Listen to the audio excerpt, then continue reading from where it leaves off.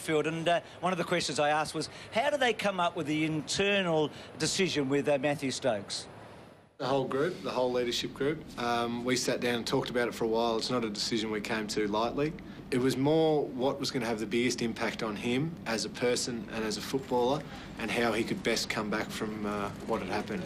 And taking him out of the footy club environment that he loves so much, and where he's living his dream, and putting him back, again, I don't like to use these words, but the real world, and showing him how fragile this dream that he's living can be through a couple of bad decisions. So you're confident as a group that you made a good decision? Very confident. Already we've been catching up with Matty a bit, and we've already seen a huge change in him and what his outlook on life is and what he wants to do after football and all that. He's starting to get those thoughts in his mind that weren't there before.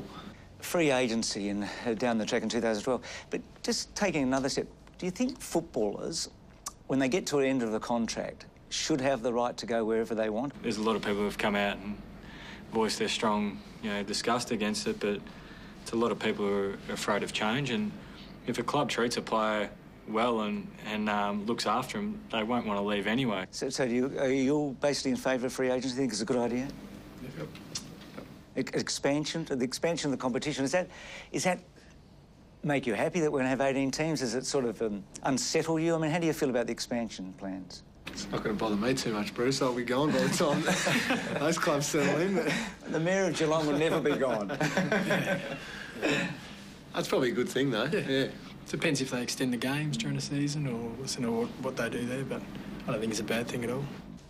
Gary, I've come to a point where I've got to ask a question. There's a lot of uncertainty. There's so much speculation surrounding you at the moment, and I mean, how are you handling that at the moment?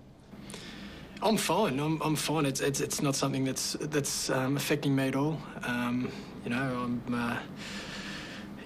mean, it's annoying that it's written in the paper all the time, because half the stuff that gets written there is rubbish anyway, and people can choose to believe that if they want. But I'm I'm concentrating on this year. I've had a brief chat to the boys about it, and they've let me know that's not affecting them in any way at all. And it's not something, to be honest, we've been really thinking about too much. But the only way you feel that it could impact is if it becomes a distraction. Now, you don't feel like it's going to go away. That's the only thing. Now, you as a group, at some stage, are going to have to deal with that.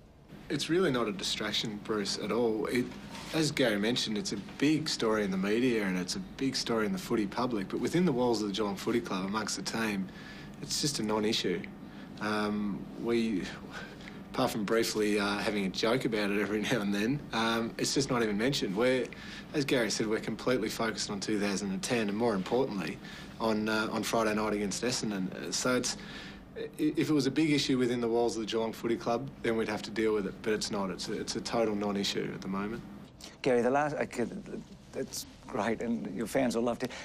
Do you feel like you know what you're going to do already? If I did feel like I know, I definitely wouldn't be telling the camera. That'd be something that... Gary, I'm not going to take it personally. A powerful group, aren't they? What do you reckon? Yeah, well, it's definitely...